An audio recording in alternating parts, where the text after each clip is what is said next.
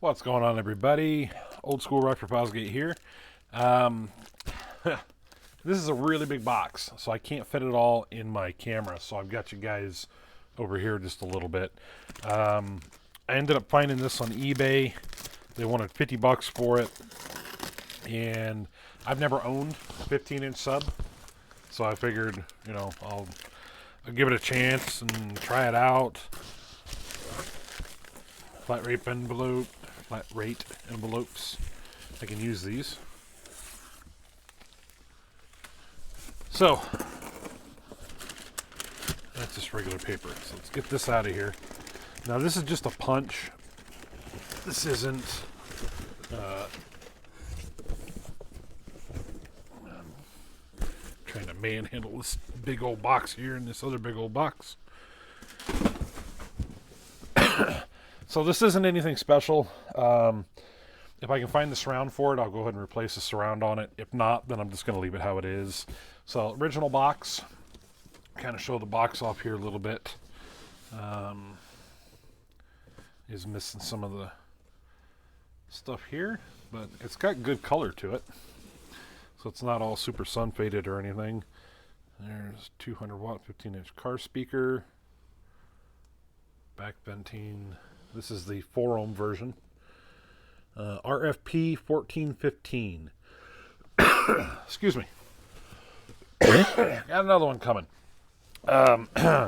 Anyway, with this, I paid $50 for it, and that included shipping. I have no idea what it cost them to ship this sub. I'm going to assume probably, though they shipped it to USPS, so probably $20-30. It's a pretty good size sub. So open this up. Everything looks good. Pull this forward. Looks like there's cat hair or something. You guys can see that. Yummy. I guess I'll just throw that on my floor over here. All right. So as you can see over here, the surround is giving way. So let's pull this out. And there is stuff in the box. So let me pull this out. So we've already gone over the box. Let me put this down. Try not to mess it up. The sub looks like it's in really good shape. I don't think this sub has ever been mounted. But we'll get into that just a little bit later here. So I'll put this here. So we got the registration card. Rockford Fosgate registration card, which is kind of weird considering it's Denver, Colorado, and Rockford Fosgate's based out of Arizona. So you got the owner's manual for it, which nowadays, if you go to the Rockford Fosgate website, all of the manuals for the amplifiers and the subs and speakers and all that stuff, it's all available online, so you can get all this stuff here.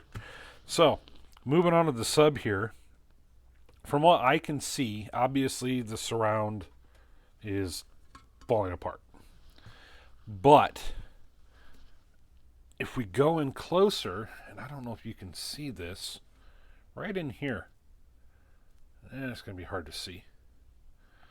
That's the shiny part. That's the reflection of my light.